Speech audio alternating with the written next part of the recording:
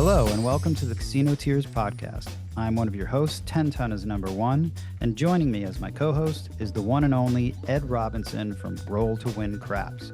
If you want more info on our show, please visit our page at casinotears.com. On this week's show, we discuss Dice Coach Dials In, dice sets, demons, House Edge. We also touch on sniping, 2v mutant, ADT, negative progressions, blackjack, stop loss, and Ed teaches us some Greek. Ed Robinson. What's happening, my friend, Coach? Hadn't seen you in a while. Roll to Win. Hey, man, sorry I couldn't take your call yesterday. I was just fucking had other shit happening at the same time. It ain't no issue. Not at all. Ed, I like that black polo. You like me in black? That is tough. That's the Gary Player look. There you go. This is the golf shirt. Tough. It's like Gary Player. You're exactly right. Tough, man. He was tough golfer. Better than wearing a bowling shirt. Kind of always feel like a clown with those bowling shoes on. You know what I mean? Bowling shoes, yeah. That's funny because I always tell Aloha Johnny that it looks like he's wearing bowling shoes every time he goes to craps. Yeah. He's got that old pair he's worn for 1,000 years. Maybe it's lucky pair. If it's his lucky That's pair. what he says. What are you drinking there tonight, Ed? This is called Brothers Bond.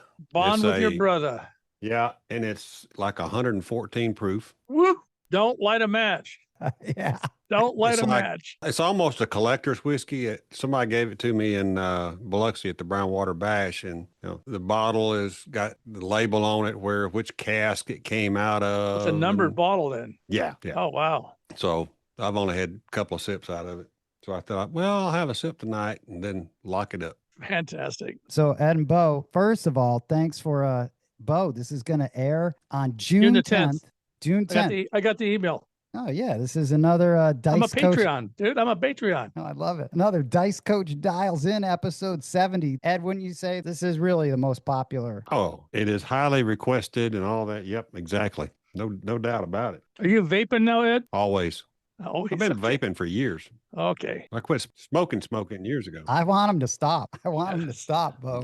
He says it messes up the mic. Do I sound okay right now? Because You're I was loud and clear, clipping. baby. I was clipping real bad the other night in my live show. No clip. Let me just tell you, as a guy who spent so much time in studios and recording that I have to edit, I'm like, oh, where's that distortion from? Why does Ed's mic sound like shit? It's because he blows the smoke directly into it. His vape smoke directly into it. And I deal with that shit.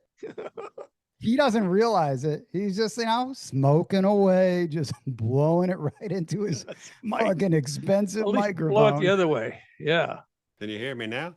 No, Ed, you were good. Too far from the mic. Yeah, I didn't want my vape. I didn't know if you wanted to hear me or just giving him vape consideration. Don't blow it right into the mic. That's it. Yikes. I forget there's a mic there. So, Bo, there's two things that we have to do before we get started. Maybe you don't know, but we interviewed, Ed and I have a cool episode coming out next week. We interviewed the guy that shot for 107-ish rolls in Atlantic City. Oh, wow. And we talk all about it. It's cool, man. Nice. Cool. That'll be good. We got the scoop. Got the scoop. I'm surprised the Dominator didn't get that scoop. Well, he's not a Dominator guy. Bo, do you know that we have a monthly mystery merch giveaway? Oh, yeah. That we call the 3MG. We give away shit. Yeah. So this month, Ed, what do you think? I know you're going to pick this. I want that for myself. Yeah, I know, but you got to win it. 2 hats. Should we just give them the choice, whoever wins? No. You only got 2 hats, period? 2 different styles. See, this is more of like a turkey hunting hat, and the other one's just more of a straight up camo, black camo. Bo, you want to pick which one that the winner gets? That's the best hat. This is a cool one right here. The turkey hunting hat. Okay. The turkey hunting hat. There you go. Don't worry. I got one for you. Okay. We're not giving away yours. We'll give this one away. Okay. The turkey hunting hat. There you go. Gobble, gobble. Exactly. All right. So here's how we're going to do it now. So what I'm going to do, I'm going to get Bo to give me a number between 1 and 10. That's going to be the multiplier because I'm going to roll the dice. And then we're going to multiply the dice by whatever number he says, and that's going to be the number that wins. Okay, sweet, dude. Okay. So when are we going to do that? Ed's doing it right now, man. You're part of the drawing process, dice coach. All right. Bo, give us a multiplier for the dice I'm fixing to toss. Between 1 and 10. Yes. Yeah, we're not going to do a crapless thing here. So I'm going to pick 8. All right. Times 6. 48. Yep. Oh, okay. Let me zoom in on this. Let's see who the winner is. The winner Is goes by the handle Dice Trucker. I've seen that somewhere. Dice Trucker. Yeah, Dice Trucker. Nice. I feel like this is a perfect hat for a dice trucker. Now, wait a minute. Is he a truck driver, you think? Probably. Might be. Probably a Probably. long hauler. Hey, that turkey hat would be great for him. Yeah, you know what? A couple truck drivers, people that drive, listen to this podcast. That's awesome. They got nothing else to do. Man, Dice Trucker. That's a good handle. Congratulations. Dice Trucker wins. There you go. That's awesome, too. When's a turkey hat and it's not even Thanksgiving? Listen to this. Dice Trucker. It's awesome. Yeah, that's in awesome. May. This is in May. May's goes to Dice Trucker. And so remember, you can register for this. You just send us an email. Once you register, you don't ever have to register again. We save your email. You're always entered. And you have to be a Patreon subscriber. You can enter into through the site, right? Yeah, you just go to the site, go to the store. It'll say 3MG, and you're good to go. Just fill it out, but you don't have to do it more than once. Some guys have done it like multiple times. Do they have more chance to winning? Yeah, there is no more chances. There's one chance of winning. Maybe that's what they think. They have more chances Yeah, to winning. I know, maybe. Well, what if you put the same guy at different email addresses? You got different IP addresses. I'll know. I Oh, know, because they got, okay. I know. I'll figure it out. I think All we right. do. All right, so Bo, Yes, sir. we got a lot of questions for you, man. All right. I hope we have some answers. Ed, should we just jump right into this or what? Well, what are we waiting for? Exactly. Let's get on the questions. All right. This one comes in from Creasy Bear. Creasy Bear, dude. Where's he from? Creasy Bear. Ed, you met Creasy Bear. I did. He was at the Brownwater Bash. Oh, how'd he do? He did well. We had 75, and that's a solid, accurate count on Saturday Wow. down there. Just a meetup. But wait a minute. You got one reserved table. The reserve table is a different thing. We had 12 people on that table, and they were Okay. already handpicked, selected, and approved. Well, how do by you the- hand pick them? How do you Let's do take that? a number like a deli. Yeah, take it through. Would you go on skill or do you go on just shithouse luck or what? Go on skill.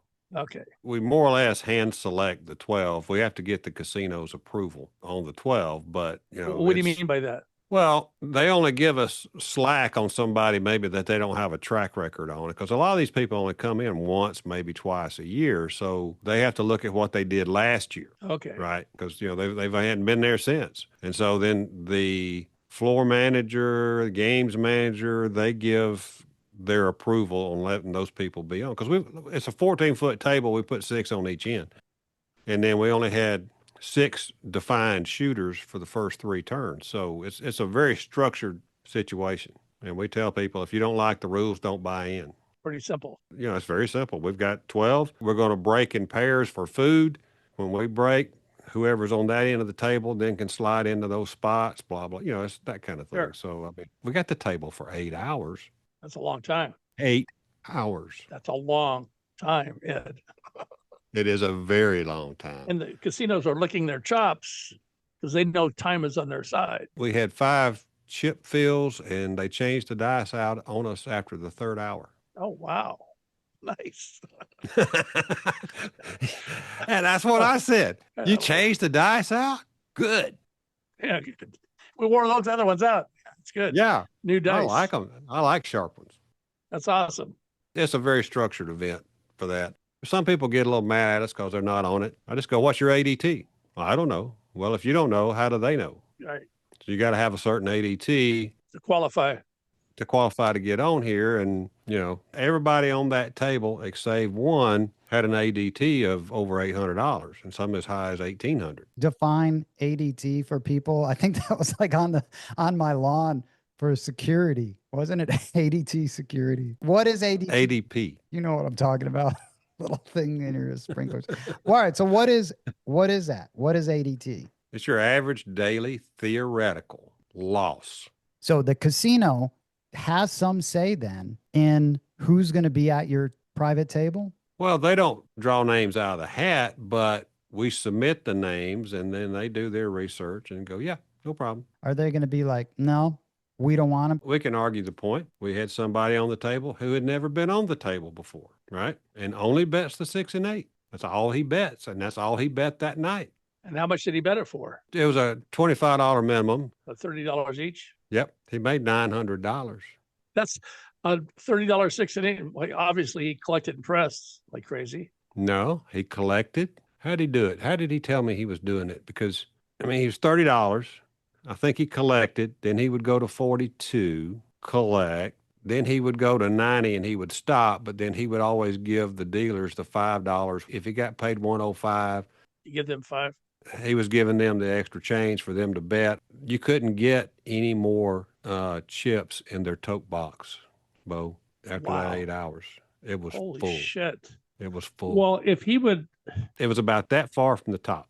I mean, it was just. you didn't hear that clink, in other words. when No, they had to turn it clink. in sideways and scoot it in. Well, if he would, okay, 6, that's fine. But if he would eliminate the 42 and go to 60, then collect, go to 120, collect, go to 240, he'd be at table max then. He could have made a lot of money, but that's not his style. He was stretching his comfort zone going to 90, which was But okay. you know what? But he's pressing with casino money, not his own money he brought. It's different. Like 10 ton goes down and puts out 500 in the hard 4, $500 on the box, $300 on the ATS. Yep. Blah blah blah. Next thing you know, you got $1,000, $1,200 in action.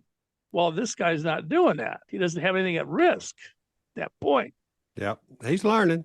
He's learning. But I wanted him on the table because he's a good shooter. Guess what he hits? 6s and 8s. It's an 8. So Imagine that. I wanted him on the table, and we got him on there. And he didn't have a great history other than he played just regular games a little bit. But yeah, everybody's, you can call it hand selected. I have a guy that does all the legwork for the table, and then he and I talk about it, and then we give him a map.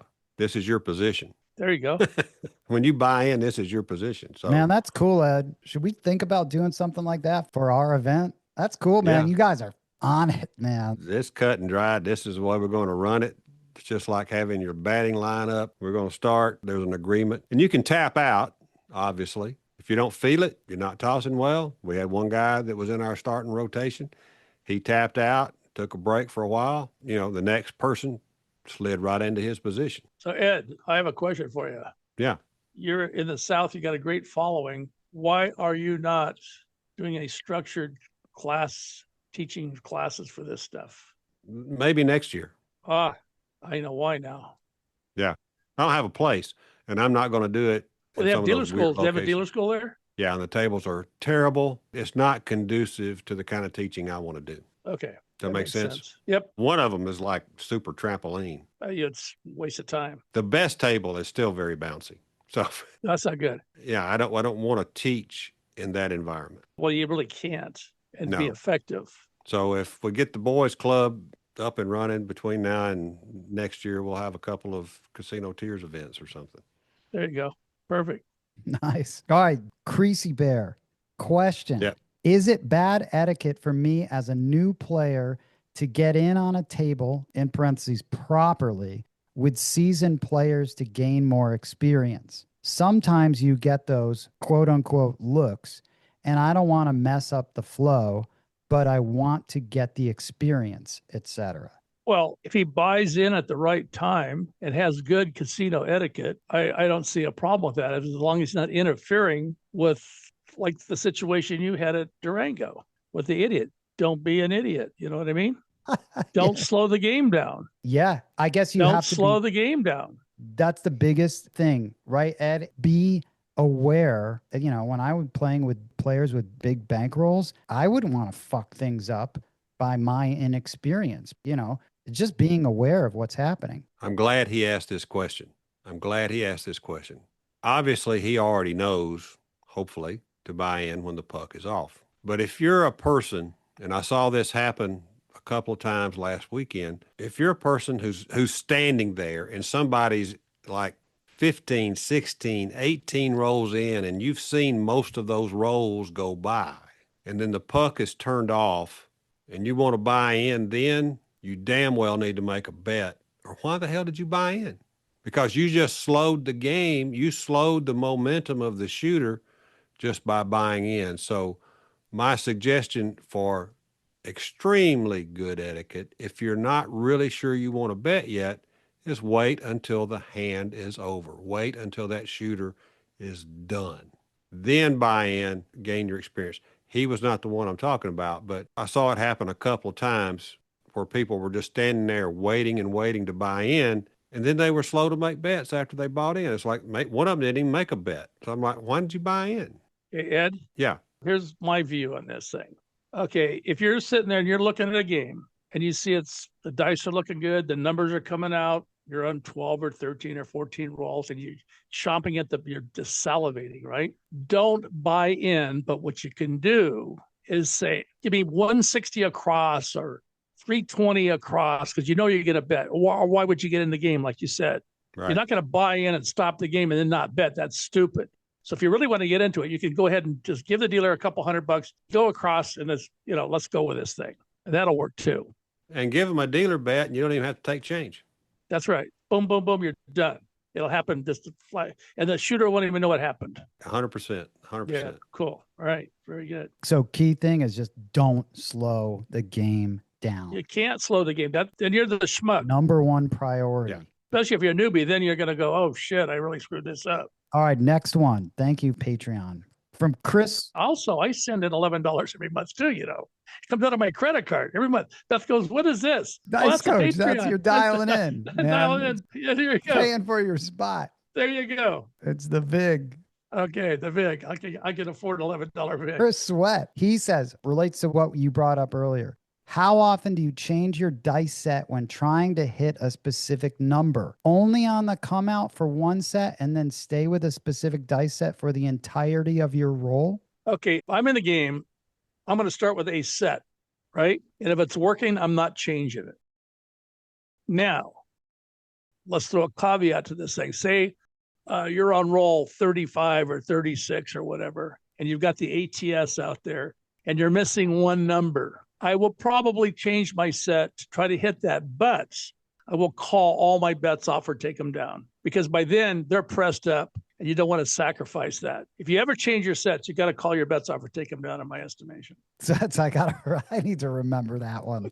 That is good. That's good. Yeah, no, seriously. A lot to keep in mind. Ed, what do you think of that? I would say don't change your sets unless you know what the hell you're doing when you change sets. Well, that's what I meant. Oh, my God. Well, but that's not randomly change the freaking thing. all right, if there's no ATS, why would you ever change, right? So obviously you've got to have a reason to change. So if you don't know what you're doing, change it on the come out. Yes. If you know that if you throw a 7 with your change set and it would have still been a 7 with your old set, it's going to be a 7. So I don't have a problem with that if a person really knows the dice, the facial mapping, etc. of their dice set. And if they don't do it. Just, go to house max on a 5, whatever. Just keep going. It doesn't matter what game you're in. And I don't care if you hit your points.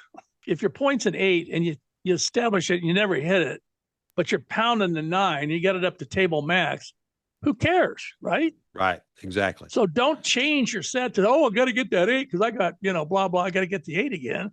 No, you don't.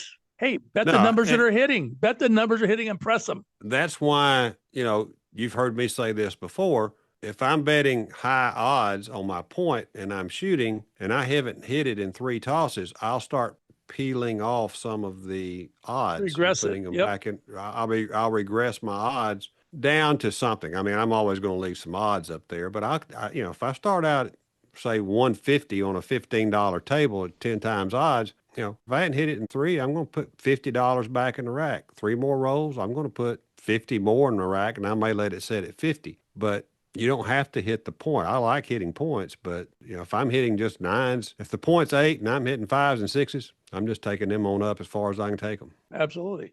I agree. To add on this, Ed, you will change your set if you're playing, obviously no ATS is involved because there's no reason to, besides the fact that you've got a well-developed come-out game where you're trying to hit, I would assume, horns. That whirl bet or the horns. Wouldn't you then be changing your sets, correct? Well, I've got a come-out set where I'm trying to hit horns, Bo, we had horns stacked up. We had we had world bets stacked side by side by side, like this wide and this tall at times. It was crazy. Come out game was incredible that weekend for everybody. But, I've got a come out set. If the point is 8, if I've set a point of 8 off that come out set, then I switch to a set that's the most likely to give me an 8. It may not give me an 8. It may give me 6s and 9s. I don't care. So what? Yeah, ultimately, I don't care, but I'm going to a set that's trying to keep me inside, or maybe the point's 10, going to a 2V or 2V mutant, and I'm trying to hit those outside numbers. I may not get them, but that's what I'm going to start out with. Sure. I like that you just said 2V mutant. Yeah. From all the radiation the dice have been around. Bo, they become mutants. Ed, this one kind of falls in line. Bo, Justice Jen. Justice Jen. Hey, Justice Jen. San Chiming in. Francisco. She came to the Brownwater Bash. I heard that. How'd she do? She did well. She shot well on the crapless. Okay, good. The crapless table, she murdered it. Nice. I want to know if, Bo, you recommends we don't play the ATS anymore. What are his thoughts about negative progression systems laddering up each loss, in parentheses, not martingale? So there's a couple questions there. Do you recommend we don't play the ATS anymore? The ATS is fun to play. It pays very well. It's probably the highest VIG on the table. But who cares? You're not putting a ton of money on there unless it's 10 times. Right. You're the only one that bets at those numbers like you do. But if it works for you, go for it. You've changed that somewhat too, though. You're not doing it on every shooter, right? No. Or if you are, you're doing it for a very small amount. Yeah. 555. But you don't go 100 on just anybody. Absolutely not. Only myself. No, okay, exactly. Is when I go for it. But if you're hitting that more times than not, well, then go for it. Okay. What I'm shooting, I'll set it. I'll either go 10, 10, 10, or I've never gone more than 25, 25, 25. But then I'll hedge my bet for the 7s and so forth. But it's a fun bet. It's a fun bet. Well, you need basically another separate bankroll for that if you're going to do that. I've stopped playing that on just random people that I don't know. And if you shouldn't have started it. It's fucking 10, 10, 10. It is a bleed. I'm able to make up for that bleed because of how I'm playing it at higher numbers, even at quarters. I can end up putting lays down all the time and it will pay for itself over the session. But yeah, for the most part, I'm trying not to bet on random people at all. A 10 ton. Remember the first session you and I played with Pappy Van Winkle. It was over there. Where was it at? Cromwell. See, Ed wasn't even there and he knows. Yeah. Okay. So Ed's been taking his I've been taking my ginkgo. Nobody had an outstanding roll till the guy in the end.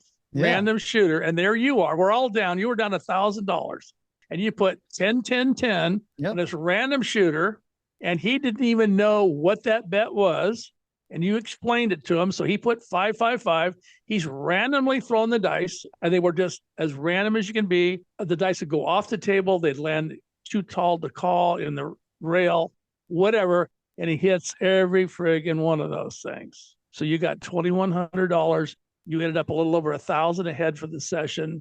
I think we lost a little bit of that session.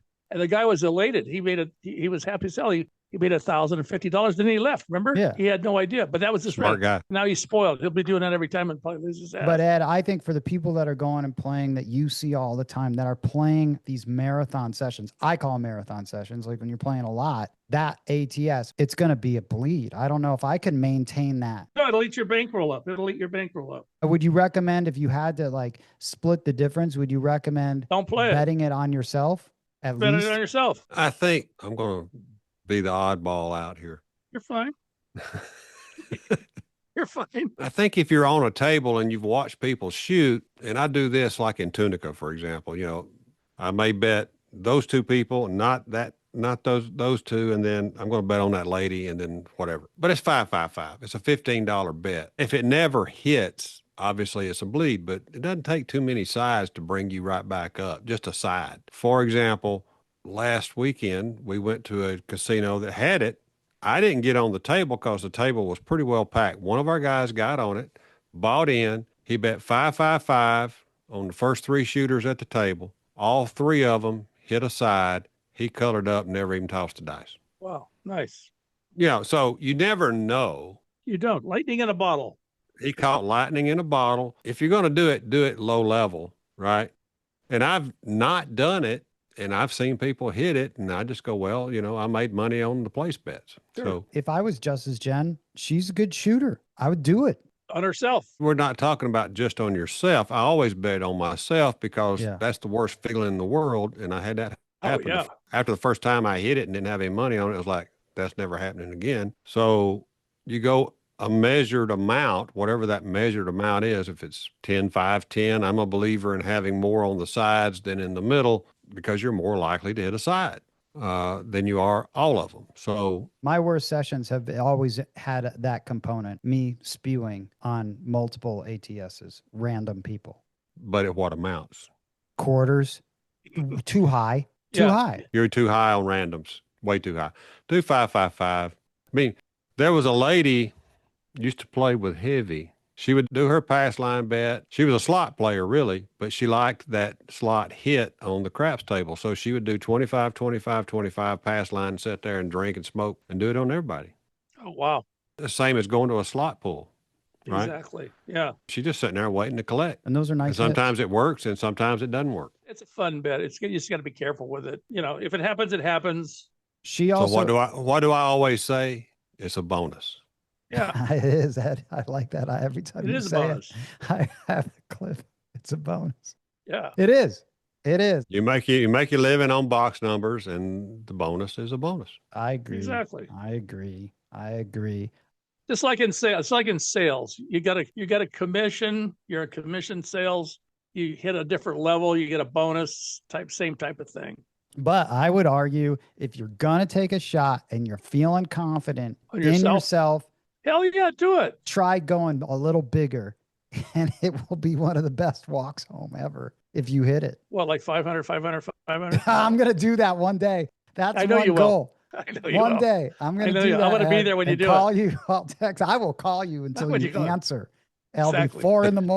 All right. So the second part was, and this would relate a little bit to, I think, possibly, what you were talking to Tony Leo about, Ed. So what are your thoughts about negative progression systems and then laddering up each loss, not martingaling? I don't like it. I like to increase after wins, not losses. Because when's the loss going to stop? You don't know, right? Well, you don't know when the win's going to stop either, but at least when you're laddering up on a win, you're already ahead of the game. So if you crash, you're not in the hole. It's a pistol to have to risk 20, 30 units to get even again on those kind of situations where you're negative progression. I don't like negative progressions. Ed, what do you think? I think if you're going to play negative progressions, you need to be at the roulette table. There you go. But we don't get to spin the ball. No, we don't. But I can't ever recall 30-something years of going up on a number I just lost on or on a bet that I just lost. Why would I do that? I can't put my head around that I don't think I've ever done a negative progression. unless you don't like money. I like to win, Bo. I understand. I go there to win. I don't go there to socialize. I don't go there to do anything but to win money. Socializing is bar or dinner or whatever. But Sure. if I'm at the table, I really prefer winning. You're at work. Yes, You're at work. You're serious. A lot of people are playing to play, not playing to win. exactly. And then they make some stupid mistakes and they start chasing and so forth. And they don't walk away. No discipline. Throw more money at it. Some will stick. That's not the way to play. Yeah. No. I'm not a fan of that. I mean, Tony and I did have that long conversation, and But you got to be deep bankrolled for that too. you got to have bankroll behind you to do that. And most people don't have And the bankroll. cojones. Yeah. Bankrolls and balls. That's all it takes. Cojones. Yeah. There you go. B&B. The bread and breakfast of craps. Oh my God. Wait a minute. Is that Fiji water I see you drinking, Ed? Yeah, I'm drinking water. Don't you know fish fucking that? Yeah, but this has been filtered. But you're diluting your alcohol content. Thank you. That's what I was trying to do. Oh no. The stuff I just drank was 114 proof. I know. Don't light a cigarette. Go ahead, 10 I didn't mean to sidetrack you. And that's all right. This one comes in from Oz. Good old buddy Oz. I was down when he was at the Brownwater Bash. Yeah, this question comes with a cigar attached to it. Yeah, All right. absolutely. It says, question, in my opinion, discipline is the only shield you have to protect against the demons of this game. Do each of you have a stop loss and a win goal? And if so, what are they? It's a good question. Yeah, I do. What is I have it, a stop Bo? loss. I get asked that about you a lot, Bo. What, stop It's a loss? similar question. Yeah. About a third of my buy-in. What would you say your average buy-in is, Bo? Say $1,000. So if I lose 300, something's not going right in the game, I'll leave. Nice. Why do I need to stick around? Hey, I'm 15 minutes from any frigging casino here. Yeah. So that's a little different for us. Exactly. That's the problem. What's your win goal, though? If you have a stop loss, then what do you have as your win goal? What? Well, that changes. So, okay, depends. Okay, so you buy in for $1,000. Now all of a sudden you look down and you're up $3,000. Well, how did you get up to begin with? Right? Did you get up on your shooting or somebody else's shooting? So if I'm up 3,000 and I've been there for about, say, an hour, I'll wait around and see what the table is going to produce. If it keeps producing winning rolls, I'll stick around. If it's, 2-3 rolls, 7 out, 2-3 rolls, 7 out, short game, I'll color up and leave. But I'll wait to get confirmation to see if the game is really over or not. I might be quicker to call it with that sort of return. What if you're up, let's say, $500 in the first 15 minutes on that $1,000 bankroll? What are you doing? Okay, so is that on my roll? No. Let's say you rolled once and it's gone halfway around the table. You're up $500. Okay, how long have I been there? I don't know, 30, 40 minutes. Okay, so now is it getting close to me shooting again? No, you got 3 shooters. I didn't know I had all these barrels. You got 3 shooters left. Your drink is almost done. All right. You gotta lay it out right, 10 tons. Shit. All right. Let me give you an example. It's 10 o'clock. It's a cool, nice, the temperature's perfect in there. No aches and pains. Can I give you an example? Yeah. Okay, here's a good example. I don't think I've done this one before. Okay, this is at Cromwell. Okay, I bought in, I played 45 minutes, thereabouts, because I like to play 45 minutes to an hour. Because if I can't make $300 to $1,000 in 45 minutes, then it's not working. So you get the hell out of Dodge, right? Well, at the end of 45 minutes, I was dead even within $10 or $15, right? Mm-hmm. Color coming in. I'm leaving the game, right? I didn't leave the table. I saw a random shooter throws a 10. I thought back in that last hour, anytime the 10 was established, it wasn't repeated. So I laid it for 200. The shooter throws a 9, and I go, he's going to throw a ladder. So I put 120 on the 8. Are you still there? We're here. We're mesmerized. Okay, so I put 128. He hits the 8. Got paid 140, took the 8 down, laddering down, 10, 9, 8, 7, boom, hit the 7. I got paid my $100 off the lay bet on the 10, which netted out 95. And then I said, okay, so I waited. 3 shooters later, the 10 was established again. This is no shit. I laid it for 200. This time I did something different. I placed the 9 for 100. He hits it. I moved the 240 over to the 8. He hits it, got paid, take it all down, hits the 7, boom, get paid there. Now I'm leaving. Wow. So pay attention to what's happening in the game.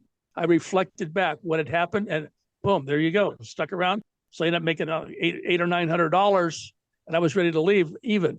Does that help answer that question? Yeah, it does. But it doesn't happen all the time. But pay attention to what numbers are following numbers, and sometimes it'll hold up no matter who's shooting. It just happens that way. I mean, how many times have you seen, okay, the point's a 9, the guy doesn't make it, the next roller establishes a 9, doesn't make it, and we start, having the 9 working on the come out or hop it. There you go. There's nothing matter with that. As long as you got a good basis to hang your hat on as far as making the bet. You got to be a reason to make the bet, right? Absolutely. That's the way I would answer that question. Yeah, what you call the reason to make the bet, though, is based on you paying really close attention to what is happening at the game, which I think a lot of people are not. Ed, I just think most people don't. Are not dialed in. They're jack-jawing. They're talking. They're not paying attention. Yeah. It's something that doesn't get talked about, I feel like, enough or stressed on how much you have to be paying attention, not just when you're shooting. Well, you got to pay attention. Yeah, I mean, if you're not paying attention, then why are you there? You're willing to give money away, right? So 10 ton, you remember, I don't even know if told Bo, you remember several months ago when I was waiting to buy in and the guy threw 5 horn numbers while I was standing there with the money? I remember that conversation.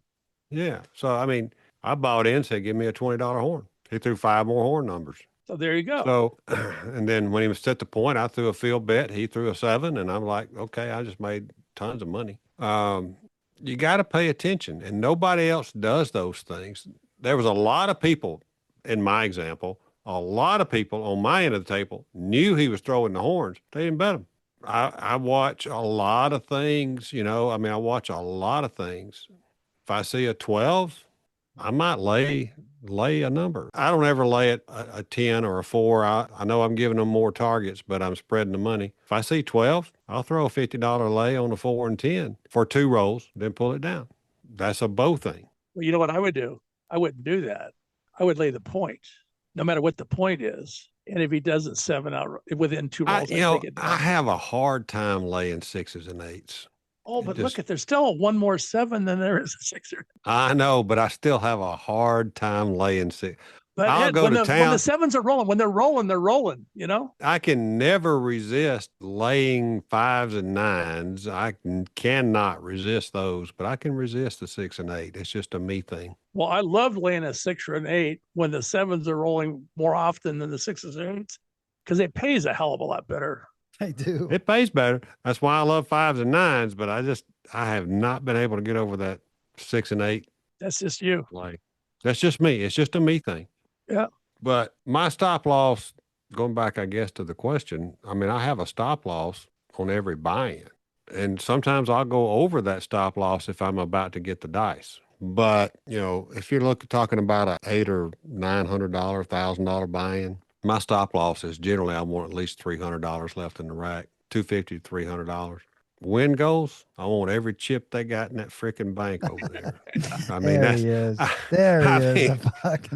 I ain't going to deny it. There he is. I love taking $300 buys. If I take a $300 buy and turn it into $1,800, yeah, I'll color it up on my roll. But you've got to be tactical on a lot of those plays around that table. You've got I've been using that phrase a lot. You've got to be tactical in whichever decision you're making. And if you're doing a 10-ton 2-hit takedown, or you're going to lay a bet, you're doing it tactically from what you're seeing on the table. Man, Ed, you led it perfectly in. You don't even know this. You led perfectly into this other question from Dr. Yank, dude. Dr. Yank. Good old Dr. Yank. Dr. Yank, here's a question. A full-length extended version of this podcast is available exclusively on our Patreon page. New episodes drop weekly every Tuesday. We hope you enjoyed this podcast and will tell all of your fellow craps-playing friends about it. Please follow Casino Tears on Apple Podcast, Spotify, or your favorite podcast app. If you like the show, please rate it 5 stars and leave a review. The best and most fun way to contact us would be to call and leave a message on our official Casino Tears vent line, 229-NO7. You can also email us at no7@casinotears.com. And lastly, to help support this podcast, you can visit our Patreon at patreon.com/casinotears. On behalf of Roll to Win Craps from Alabama and 10 Ton is #1 from Las Vegas, thanks for listening.